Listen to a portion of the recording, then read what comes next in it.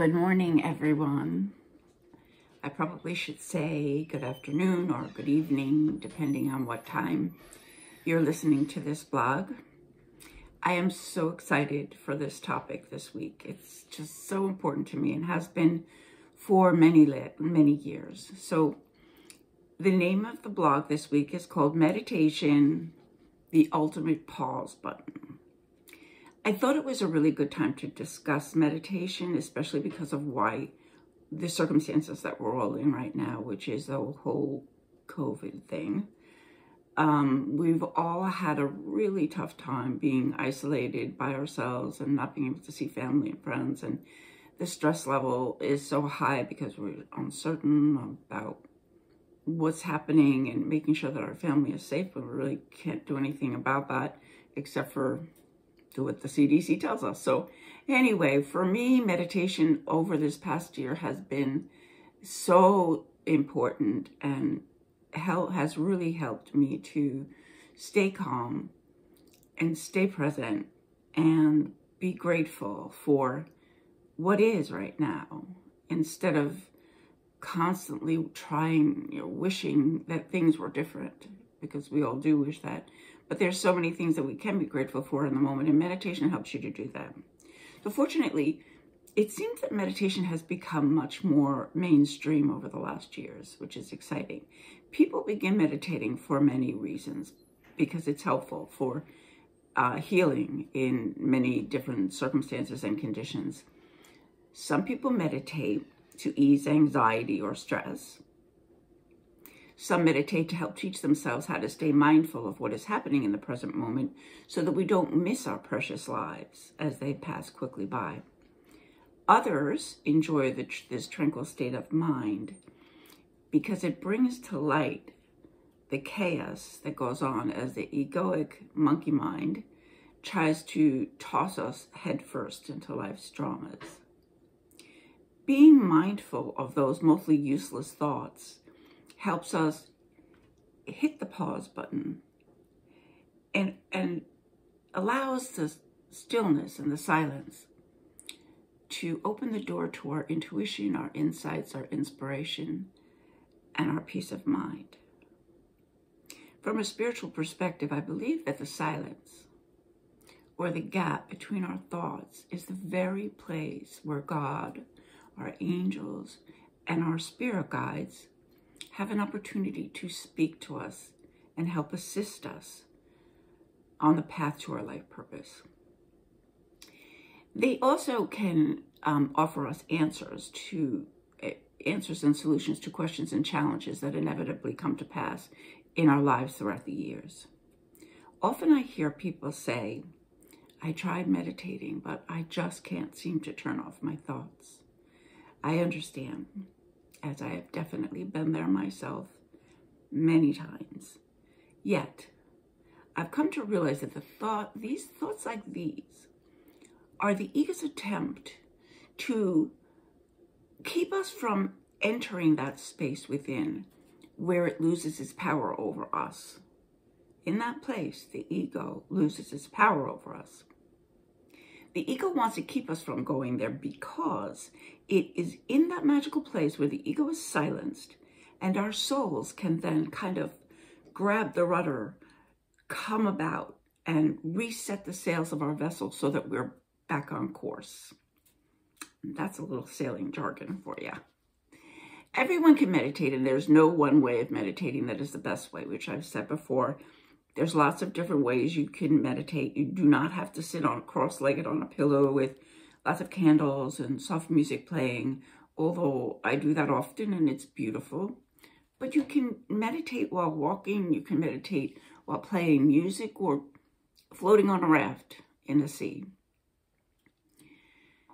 We simply need to enter the silence and then keep an inner ear or eye out for the intrusion of a crowded, messy mind that is thinking unconsciously and has locked the gates to our tranquility. As soon as we become aware that the levee has been breached, we can then call upon the peace police, so to speak, and evacuate the disruptors and regain access to our mindfulness once again. This process, this is important. As people get frustrated by this, but this process can happen repeatedly in any one meditation. It can happen over and over again where we notice that we can slip into a deep and serene and quiet place. And then out of nowhere, we notice that the rude intruders are back. That we just need to remove them and begin again. To focus on our breath or whatever it is our anchor. So I find that most novice meditators, for them, it might be easiest to start with a guided visualization meditation like the ones that I've written and shared with you recently. If you have not listened to them and would like to, you can access them on my website, drusillasdream.com. Just go to the video page and you can access them right away. These kinds of meditations, along with others, but these usually work with our breath, and then they guide us to a restful place by having us consciously relax our bodies and our minds. There are points in our breathing where we feel a moment of pause, both at the top of the inhalation and then again with the exhalation. Because if you notice in those meditations, you breathe, hold it, that's the pause.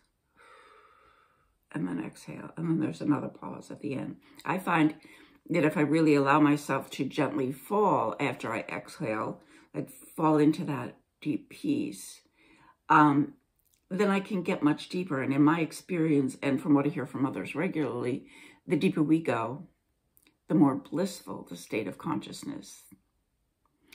Some of you might be wondering what it feels like to meditate if you've never done it before. And I'm afraid I can't really answer that with any specific clarity.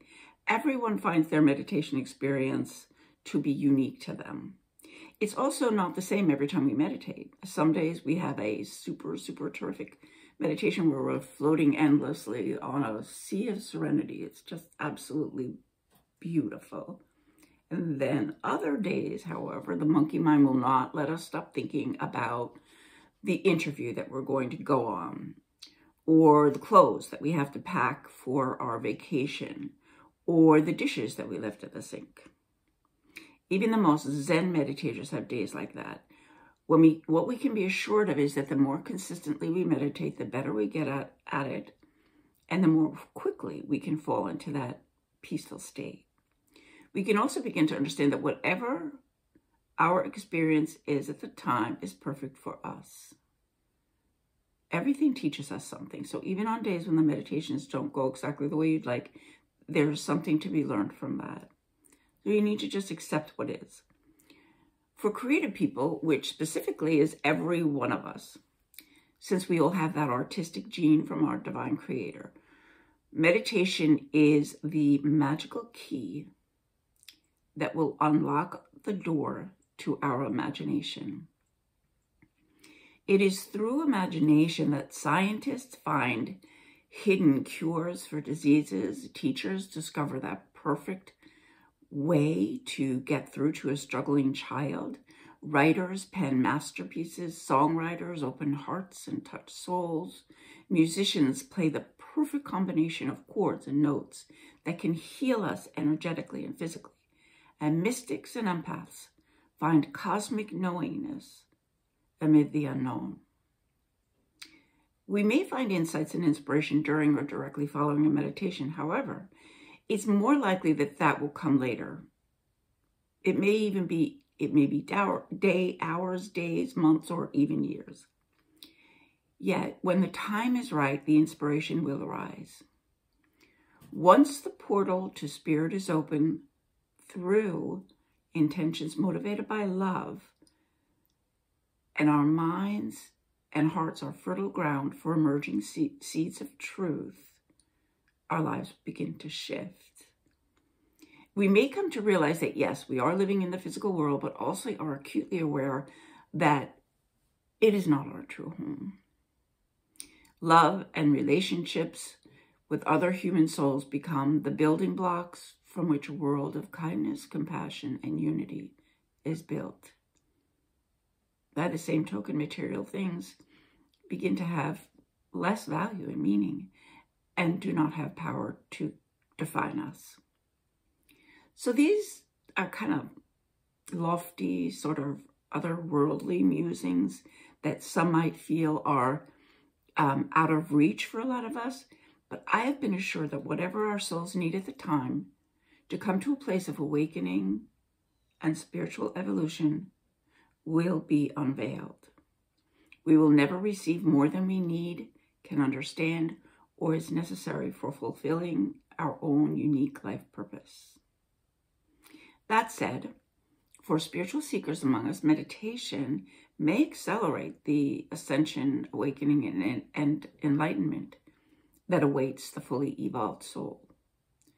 There is no rush, however. And it's important too. There's no rush to this. Everything happens at the perfect time-space continuum. We are where we are because that's where we're supposed to be. And so that it's in meditation teaches us to stay present and to stay in gratitude for what is. So, in conclusion, let us all seek, and we will surely find exactly what we need to help heal us, guide us across the oceans of our misperceptions and forgotten memories to the bountiful shores of our remembrances, heightened consciousness, clarity, and truth. So I hope you enjoyed this journey through the world of meditation. And again, if anyone has any questions or would like to share anything with me at all, I would be so happy if you'd reach out to me. You can find, again, my contact information is on the contact page on the website, drusillasdream.com. Just shoot me a text or send me an email, and I will get back to you right away. I'm so looking forward to getting to know more of you. And I hope you have a wonderful, magical, light-filled day. Namaste, everyone. I'll see you next time.